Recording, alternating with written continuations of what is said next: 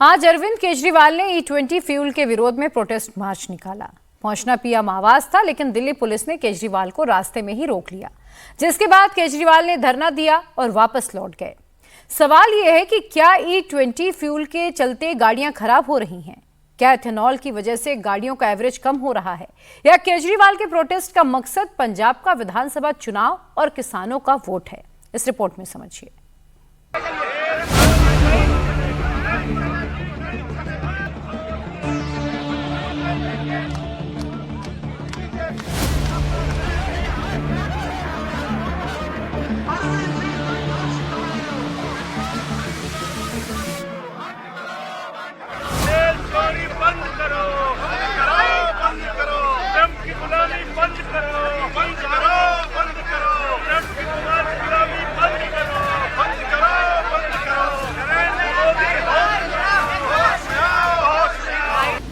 Delhi police ने केजरीवाल को क्यों पकड़ लिया?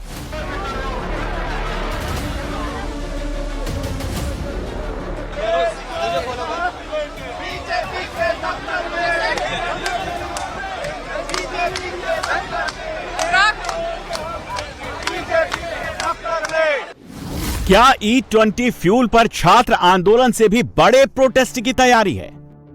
अगर जनता को E20 से निस्तारा चाहिए, E20 से छुटकारा चाहिए, तो जनता को सड़कों पे उतरना पड़ेगा और बहुत बड़े स्केल पे उतरना पड़ेगा। क्या ट्रंप के दबाव में अमेरिका से एथेनॉल खरीद रहा है भारत? जो नीट वाला पूरा आंदोलन था, उसमें मोदी जी को खुद निर्णय लेना था कि धर्मेंद्र प्रधान का इस्तीफा लेना है कि नहीं लेना। यहाँ पे तो ट्रंप का दबाव है। E20 पर नया दंगल, केजरीवाल का राहुल मॉडल। E20 जबरदस्ती थोपा जा रहा है देश के ऊपर।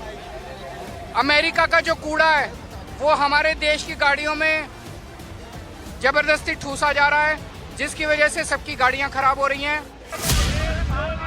21 जुलाई को राहुल गांधी ने पीएम आवास के बाहर धरना दिया था। 13 दिन बाद अरविंद केजरीवाल ने भी उसी मॉडल को अपना लिया। केजरीवाल ने E20 पेट्रोल के खिलाफ देश भर में पिटीशन कैंपेन चलाया। दावा किया कि 2,33,000 लोगों ने उस पर साइन किए हैं, और इसके बाद केजरीवाल अपने नेताओं के साथ पीएम आवास की तरफ निकल पड़े। अरविंद केजरीवाल भी जानते थे कि उन्हें पीएम आवास तक पहुंचने की इजाजत नहीं मिलेगी। दिल्ली पुलिस की तरफ से भी केजरीवाल के मार्च को मंजूरी नहीं मिली थी। केजरीवाल को रोकने के लिए दिल्ली पुलिस ने टाइट सुरक्षा की थी। पीएम हाउस की तरफ जाने वाले रास्तों पर, खास तौर से फिरोज शाह रोड पर जबरदस्त बैरिकेडिंग की गई थी। दिल्ली पुलिस की तरफ से वाटर कैनन के इंतजाम भी थे। किसी भी हालत से निपटने के लिए रैपिड एक्शन फोर्स की तैनाती की गई थी, लेकिन दिल्ली पुलिस को इनकी जरूरत नहीं पड़ी। केजरीवाल के मार्च को पुलिस ने फिरोज शाह रोड पर रोक लिया, जिसके बाद आम आदमी पार्टी के सभी नेता बीच सड़क पर धरने के लिए बैठ गए। जाता है कि यहाँ नई दिल्ली क्षेत्र में धारा 163 लागू है, जिसके तहत कोई भी धरना, प्रदर्शन, protest, sit in, March allowed नहीं है। तो आप लोगों से निवेदन है कि आप तुरंत इस धरने को खत्म कर दें, अन्यथा इसको गैर कानूनी डिक्लेयर करके आपके ऊपर कानूनी कार्रवाई की जाएगी। पुलिस और आम आदमी पार्टी के नेताओं के बीच बातचीत में तय हुआ कि केजरीवाल की तरफ से लाए गए 2,33,000 पिटीशन पीएम ऑफिस तक पहुंचाई जाएगी, जिसके बाद केजरीवाल ने अपने नेताओं के साथ धरना खत्म कर दिया। आप नेताओं ने अपने सिर पर पिटीशन रखी और उन्हें पुलिस की गाड़ियों में पहुंचाया गया। ये इन चिट्ठियों के 2,33,000 चिट्ठियों की रिसीविंग देंगे, प्रधानमंत्री कार्यालय को रिसीव कराएंगे, ऐसा बोला है उन्होंने।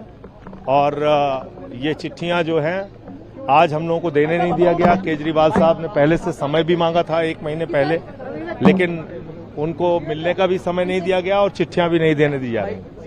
तो चिट्ठियां इनको दे दी हैं। सर, मिलने का समय नहीं दिया गया, आप लोगों को रोक दिया गया, क्या कहना चाहोगे? नेक्स्ट स्टेप अभी अनाउंस करेंगे केजरीवाल साहब, जल्दी अनाउंस करेंगे। आम आदमी पार्टी का आरोप है कि E20 पेट्रोल को पूरे देश में लागू करने का फैसला आम लोगों और करोड़ों वाहन मालिकों पर एक्स्ट्रा बोझ डाल रहा है। मनीष सिसोदिया के मुताबिक सरकार ने इस फैसले से पहले कोई भी चर्चा नहीं की और पुरानी गाड़ियों पर इनके पड़ने वाले असर को भी नजरअंदाज किया और अब प्रभावित लोगों से मिलने को भी तैयार नहीं। मकसद था ये चिट्ठियों को प्रधानमंत्री कार्यालय में पहुंचाना, लेकिन मोदी जी डरते हैं। उनको लगता है कि अगर 100 लोगों की चिट्ठियां ले ली तो फिर 30 करोड़ की भी लेनी पड़ेंगी, फिर ट्रंप को क्या मुंह दिखाएंगे। इसलिए मोदी जी ने मिलने से मना कर दिया। लेकिन अच्छी बात है कि दिल्ली पुलिस ने कहा है कि हम लेके जाएंगे प्रधानमंत्री कार्यालय तक।